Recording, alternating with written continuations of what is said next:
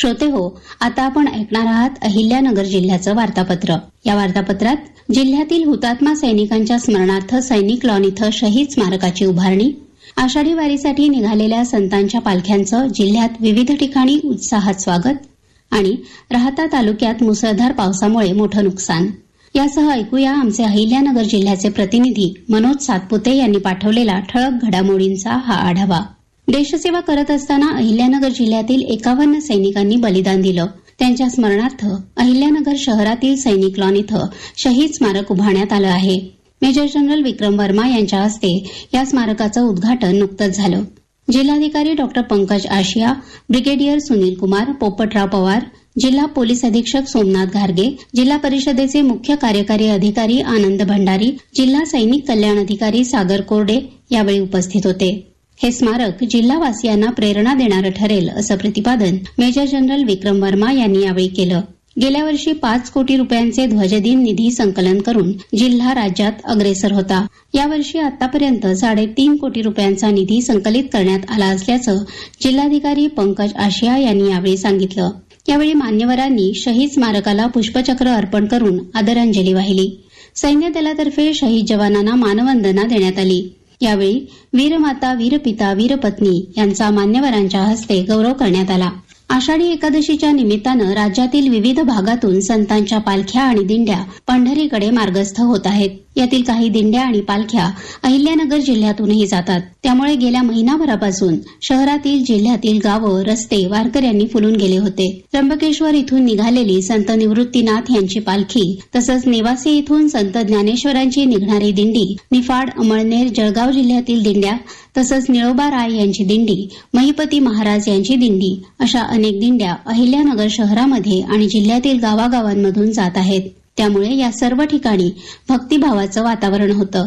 वारकऱ्यांच्या आणि भाविकांच्या सोयीसाठी जिल्हा प्रशासनानं आवश्यक सुविधा उपलब्ध करून दिल्या होत्या। स्थानिक नागरिकांनीही वारकऱ्यांना पिण्याचं पाणी, फराळ वाटप केलं। दरम्यान राहुरीच्या महात्मा फुले कृषी विद्यापीठातील शास्त्रज्ञ आणि कर्मचाऱ्यांच्या राहुरी ते पंढरपूर मार्गावर कृषी तंत्रज्ञान प्रबोधन वारीचंही आयोजन करण्यात आलं आहे।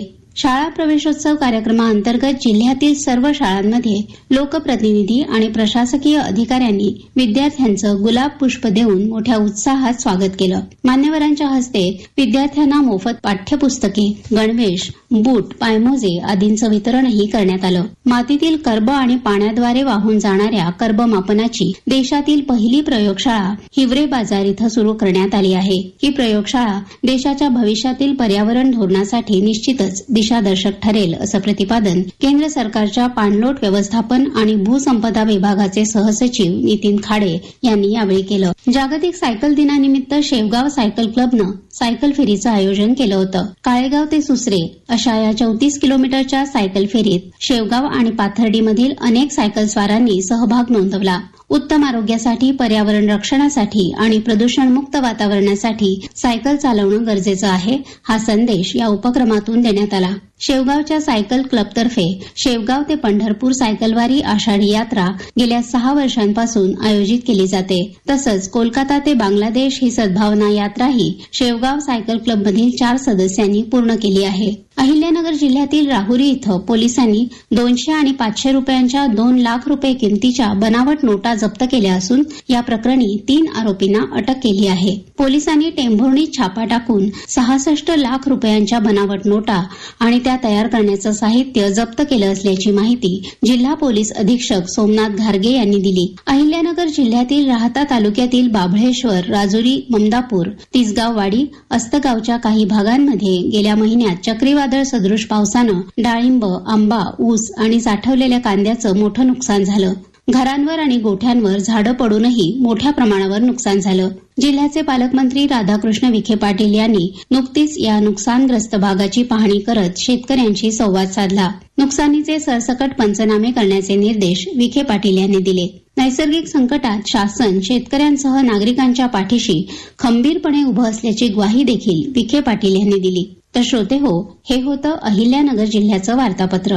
आमचे अहिल्यानगर जिल्ह्याचे प्रतिनिधी मनोज सातपुते यांनी पाठवलेली माहिती आपण ऐकलीत। वाचन केलं होतं संध्या खान यांनी। हा कार्यक्रम आकाशवाणी पुणे केंद्राच्या प्रादेशिक वृत्त विभागानं सादर केला।